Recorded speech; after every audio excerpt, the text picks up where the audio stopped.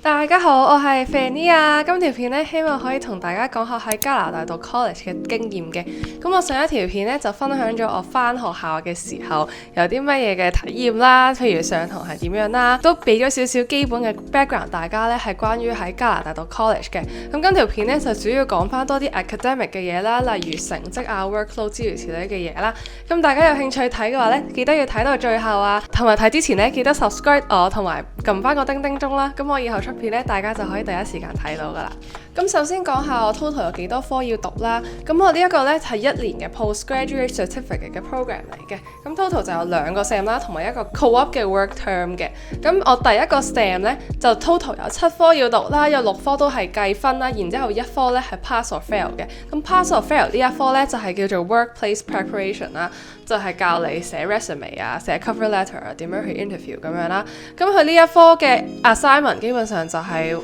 叫你寫 resume、cover letter， 然之後佢會幫你改咁樣啦。咁我覺得呢一個都係一個幾有用嘅 course 嚟嘅。咁之後呢，除咗呢個 pass or fail 嘅科之外呢，亦都有其他6個 course 啦，分別就係 integrated marketing communications 啦、business communication、paid media， 跟住 search media 即係 SEO 啦，然之後亦都有 content marketing 啦，同埋 database marketing 嘅。呢6科其實我自己覺得學嘅嘢都幾有用啦，不過有啲呢就會同我以前喺 undergrad 學嘅嘢有啲差唔多，即係譬如做 INC campaign 啊，呢啲嘢都有機會係以前學過噶啦。咁但係同時呢，亦都有啲新嘅嘢，例如 search marketing 啊、paid marketing 呢啲嘢呢，都係我以前冇接觸過嘅嘢嚟嘅。咁基本上每一堂都係返3個鐘啦，而我上個 sem 呢就需要返4日嘅學嘅。咁同埋好唔好彩呢，我上個 sem 呢就有3日係需要8點鐘上堂噶啦，另外一日呢就係10點嘅。咁我之前有好努力咁排過個 timetable，睇下會唔會可以遲啲返學啦，或者可以多日 day off 啦。但係好可惜係冇嘅，因為我哋 fix 死咗係讀呢7科啦，而呢7科呢各自只係得3個 time slot 嘅啫。而我排過呢，每個星期呢最少都要返3日8點鐘堂嘅，咁所以就非常之辛苦啦。但係好彩呢，我哋呢個 program 呢係 hybrid 嘅 program 啦，咁所以一個禮拜係 face to face 啦，一個禮拜係 online 嘅，咁就會好少少啦。如果唔係我應該真係會走晒所有堂嘅。然之後我去到而家讀緊呢個 sem 呢，就係 sem 2啦，咁今個 sem 呢就少咗1科要讀嘅， total 就有6科要讀啦，咁全部都係要計 grade 嘅科目嚟嘅。咁分別就有marketing 嘅 data analytics 啦，有一個 digital marketing 嘅 seminar 啦，own media 啦，有一個 strategic marketing 嘅 project 啦，有一個 omni-channel marketing 嘅 course 啦，然之後最尾就有個 social media marketing 嘅 course 嘅。咁喺呢啲 course 入邊咧比較特別嘅咧就係一個叫做 digital marketing seminar 嘅 course 啦。咁因為呢個 course 其實比較上係有少少似上一個 sem 嘅 workplace preparation 嘅 course 啦。咁佢每一堂咧就會請咗唔同嘅 alumni 啦，或者一個 professor 自己嘅 connections 咧嚟分享下佢哋嘅經驗嘅。即係譬如佢會揾一啲喺唔同 agency 可能做到 manager level 嘅人嚟啦。咁佢哋就會分享下佢哋點樣揾工啦，做嘢有啲咩嘢嘅特別啦，即係譬如有人會嚟講佢做 SEO 嘅，咁佢就會講多少少實際上喺 agency 入邊 SEO 一個 manager 係究竟要做乜嘢嘅呢？咁然之後咧呢一個 course 咧就每個星期咧都會有一份 in class 嘅 group assignment 噶啦，咁即係其實佢變相係要 take 你嘅 attendance 啦。嗰個 speaker 分享完佢經歷之後咧，佢就會俾個簡單嘅 case study 我哋啦。咁其實都係 group discussion， 然之後大家講少少 point， 然之後就可以攞到分噶啦。我上個 sem 咧亦都有一個 business communication 嘅 course 係類似噶啦，又係每個禮拜都有份功課啦，咁就變相係強制嘅 attendance 嘅。但係除咗呢2個 course 之外呢，我其他 course 都係唔需要 take attendance 嘅，咁就係咯，大家都會好多人走堂啦。另外我哋上 Zoom 嘅日子呢，好多時呢都會有 recording 嘅，咁所以大家如果真係有嘢要做或者真係好唔想上堂嘅話，其實都可以睇翻 recording 嘅。咁至於 workload 嘅問題呢，我自己覺得呢一個 program 比起我以前喺中大讀 undergrad 嘅 course 咧，個 workload 係比較多嘅。其實主要係因為咧，佢會將啲分數拆成好細份啦。好似我頭先咁講啦，我上堂每個星期都有份 assignment 要做啦。咁嗰份其實只係2% 嘅啫。咁就但係你每個禮拜都要做一份嘢，就感覺上好似比較多咁樣啦。咁除咗呢個 course 之外咧，我另外有啲 course 可能佢隔2個禮拜就要做一份嘅 assignment 啦，而嗰份 assignment 係佔10% 嘅。咁你又唔可以以好 hea 做啦，咁但係你用咗好多時間做呢份嘢呢，又好似唔係幾抵咁啦。尤其是去到 college 咁多細份嘅 assignment 嘅時候呢， time management 呢就變咗仲要好多啦。而另外呢，我哋亦都有啲嘅 self-learning 嘅assignment 啦，即係我哋有今個 sem 咧就會有2科，有樣嘢叫做 simulation 嘅，佢就係有個 platform 咧係模擬緊你現實生活中喺一間 marketing agency 翻工啦，咁你每一個禮拜咧就需要出幾個 social media 嘅 post 啦，咁喺佢嗰個 platform 入邊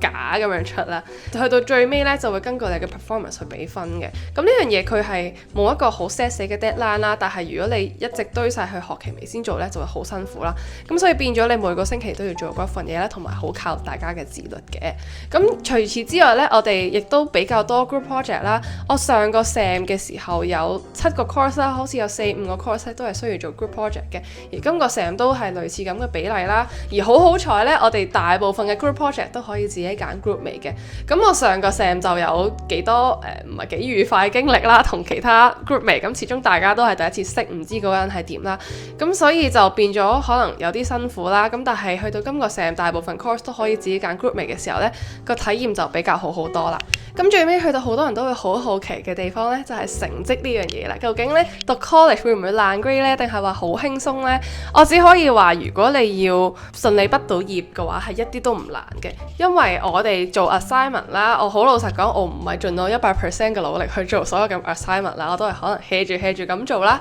但係全部都係準時交嘅，而大部分嘅功課嘅成績咧都介乎於85% 去到100% 啦。咁因為佢85% 就已經係A- 啦，然之後大部分 professor 只要你做得正常咧，都會俾呢個 range 嘅，而最低咧我都淨係試過70尾嘅分啦，即係都唔會去到好差嘅。同埋只要你攞到85分，即係 A- 嘅話咧，就已經喺 GPA 上邊係4.0噶啦。所以喺我哋呢個 program 咧，你要攞到好高嘅 GPA 咧，其實真係唔係太難，因為好多人都會攞到啦，而 professor 大部分咧都比較鬆手嘅。然之後去到 Dean List 嘅方面啊，只要你 GPA 有3.5就可以攞到 Dean List 啦。但係頭先都講過，其實你85分已經係4.0嘅啫。咁所以我眼見呢，就好多同學都有 Dean List 嘅。咁我前排就係出 Dean List 季節啦，我碌過成個 LinkedIn，我啲同學全部都係 post 緊大家嘅 Dean List 嘅。咁所以你會話會唔會我喺呢度攞 Dean List 對你揾工啊會有好大幫助呢？我就未必覺得係嘅，因為始終大家都係攞緊呢個 Dean List 啦。咁但係你心理上會覺得好過啲啦，我每科都好似滿分咁，我又有 Dean List 咁啦，咁係啦，但係大家要明白呢個深淺程度係會比起喺香港大學嘅程度係淺好多嘅，同埋大家嘅 professor 都會比較手鬆好多嘅。咁希望呢條片可以幫大家了解一下喺加拿大讀 college， 尤其是係讀 postgraduate certificate 究竟係點啦，會唔會好辛苦咁樣啦。咁其實我自己覺得會比起我讀 undergrad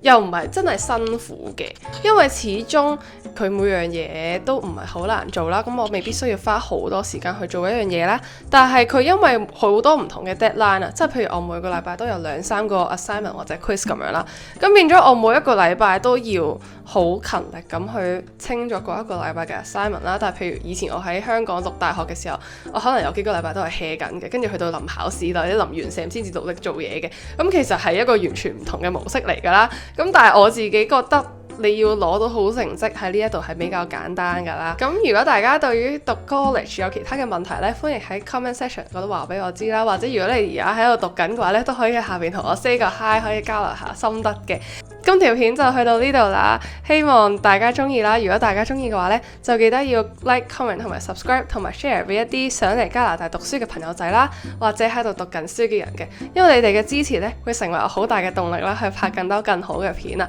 咁我哋下條片再見啦，拜拜。